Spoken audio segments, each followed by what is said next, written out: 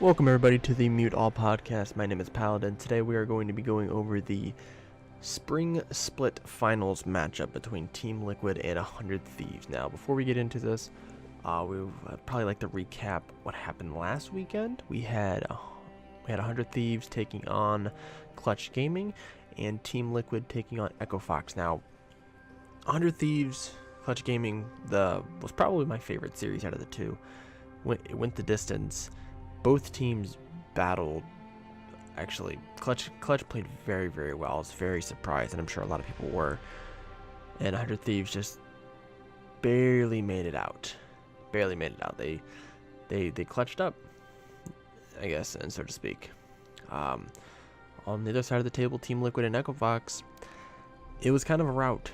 Team Liquid destroyed Echo Fox, and I think the biggest problem with Echo Fox at the moment, which is probably, this is a team I do want to start with because I feel between them and Clutch Gaming going into Miami, they're going to probably lose, then taking the 4th place spot, which would be very disappointing considering they were first all year.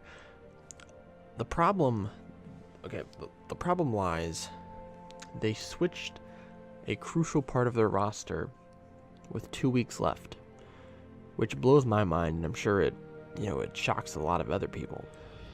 I'm not sure why you would change your mid laner and your support. So for those who don't know, 2 weeks left in the regular season, Echo Fox decide to bench Phoenix, who is their starting mid laner, and Adrian, who is their starting support, in exchange for starting 2 players from their academy team, Demonte at the mid laner, and Papa Chow as support.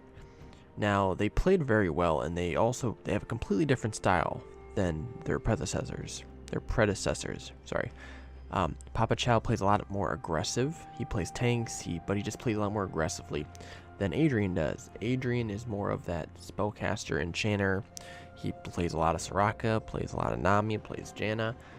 Not really big into tanks, and when he does play tanks, it's pretty mediocre. Moving up to the mid lane, Phoenix and Demonte, they both have the very similar champion pools. It seems Demonte is a little more mechanically gifted, while Phoenix has some more experience and game knowledge on how to rotate and move around the map a little bit. To be honest, I would think if I'm Echo Fox, I'm sticking with the roster that got me first place, or after these 2 weeks that Demonte and Papa Chow play, I'm saying, you know what, we're going to stick with this roster moving into finals. I'm not going to switch. So kind of what happened, they played the last 2 weeks out, including 2 games on the last day of the season against 100 Thieves, which then lost them their first place bye, or their first seed placing second in the regular season. They played Papa Chow, they played Demonte. Okay. They then had a week to prepare. Actually, they had 2 weeks to prepare. And they decide to bench Demonte and Papa Chow again and bring in Phoenix and Adrian. I thought this was the wrong move. I would have kept Demonte in because I feel he should be the starting mid laner. I think he has a lot more talent than Phoenix does. If you guys watched my power rankings at the beginning of the year, I felt Phoenix was one of the weaker mid laners in the league already. And I know he played above his potential this year, but I felt both him and Adrian were very low on the bar, and neither one of them should have been starting, and just in my opinion. So I felt the change was good, and I think the change will rear its head next season, and they will be starting, at least hopefully, for Echo Fox's sake. Now, Echo Fox just played really bad.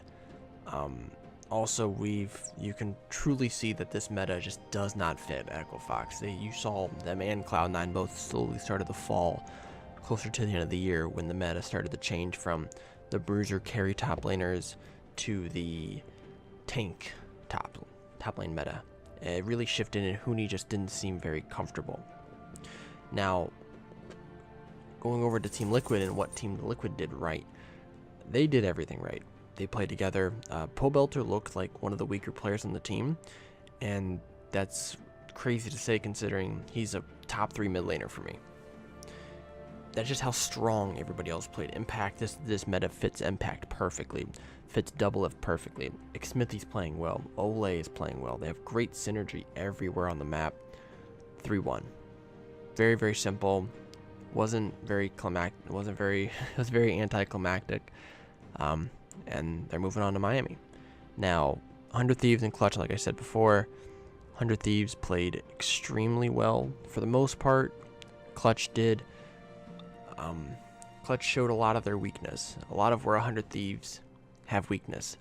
For whatever reason, 100 Thieves bot lane of Cody Sun and Aframu has been a stronger bot lane in the league. But they seem to have funneled a lot of resources into getting Hakuo and Palu ahead. And Lyra spent a lot of time down there, and it showed. And they really were able to basically take one of the strongest lanes of their opponent and make it, one of the weakest links, which is very strange to me. But kudos to Clutch Gaming for playing as well as they did. Now, going into Sunday, we're going to see a bloodbath, I feel. I'm not going to talk about any of the situations that happened to Doublelift over the week, although I do send him my condolences. He is playing to the fans. That's what should matter, because that means mentally he's stable. I think we're going to get a very, very passionate Doublelift this weekend, which bodes very bad for 100 Thieves. I feel, like I said before, 100 Thieves bot lane is one of the better bot lanes in the league. Doublelift, a more emotional Doublelift with Ole, I think they can crush 100 Thieves bot lane. And depending on certain picks, I mean, we may see Kaisa. I don't know if Kaisa is actually going to be allowed. It should be. Hopefully it is. But I see Doublelift playing very, very well. And it doesn't bode very well for 100 Thieves. Especially since the meta now is more focused on top lane. Or top lane tanks. You don't need to really funnel a lot of resources in the top lane. You really want to get your mid laner or your bot lane ahead. So Meteos is not going to be spending as much time in top lane unless someday picks some weird pocket pick like a Darius again or something like that, which we could see. Now, score-wise, I feel, although I just said that, I think 100 Thieves is probably going to lose. And I think it's going to be I think it's going to be 5 games. I think it's going to be 3-2 Team Liquid. I think it's going to come down to like one last fight. And I guess I just trust the playmakers, the front line, I should say, of Team Liquid a little bit more than I do 100 Thieves. And this is me trying to be as unbiased as possible because I am a 100 Thieves fan. I think Impact and Xmithy are going to come up big, and that's going to be the big difference, unfortunately. But for 100 Thieves, placing second in their first ever split, it's pretty good. It's pretty good. They can come back next year or come back next split. They're obviously going to MSI, so that's going to be great to watch. I think they have time to improve, and we'll see. But let me know what you guys think. Next week as well, we'll do the recap, and then we'll do another video going into MSI and what to expect. So hopefully you guys give me your guys' opinions. Who do you guys think is going to win? Oh, also, I think MVP wise, I'm going to say, Doublelift would just be the obvious answer if Team Liquid wins, just from everything that's been going on.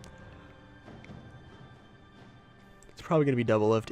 If it wasn't biased, and I would probably say Impact is going to get it.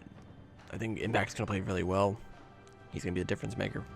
So, quick little episode here. Like and subscribe to the channel if you guys like this sort of content. The first split of the Meet All podcast will conclude next week, which I'm really excited about. And hopefully you guys will stick around, and we'll see you guys next split.